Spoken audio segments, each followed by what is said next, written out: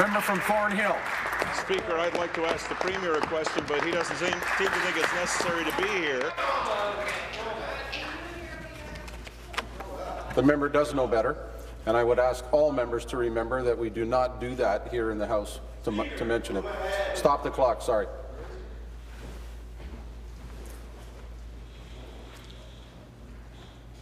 I would wish that everyone would abide by that long-standing tradition that we do not mention anyone's absence, because sometime it may back up and bite you. I would respectfully request also that when somebody does ask a question, you use your inside voices. Member from Thornhill. Thank you, Speaker. My question is to the Minister of Finance. During the recent recession, families and businesses all took a hit. They dealt with layoffs, they dealt with lower pay, they dealt with anxiety about their future. They still are. In other words, the private sector made sacrifices and difficult choices to make it through these turbulent times. Minister, is it not fair and is it not reasonable to ask government workers to do the same and forego a raise this time around? Minister of Finance. Speaker, in fact, the public sector has been reduced in size, the broader public sector. Wage settlements relative to the private sector are actually now lower in collective bargaining environments, Mr. Speaker.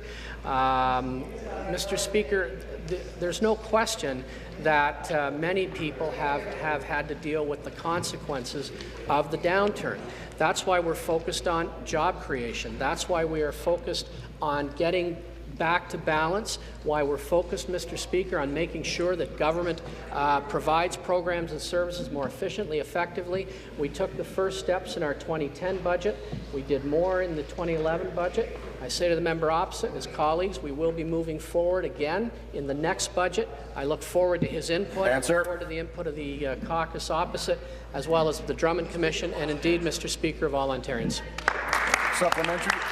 Minister, all we're asking for is that government employees do what the private sector has done, to recognize the $16 billion deficit we're facing and temporarily to forego getting another raise. Minister, unless strong action is taken on the deficit, all of the things we truly need and value, like health care and education, will be put at risk, and you know this. That's why we think it is fair and reasonable to ask government workers to forego a raise. Why will you not do the same? Minister. Mr. Speaker, again, in the public and broader public sectors, we've seen reductions in the number of employees.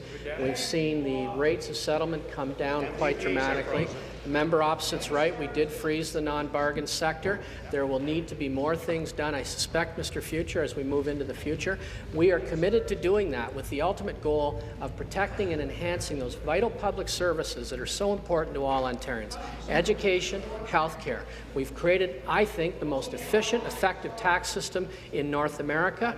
We need to do the same thing on the expenditure side, because we on this side of the House are absolutely dedicated to ensuring that the gains we've made in education and health care since that party was thrown out of office aren't lost as a result of bad decisions made in haste.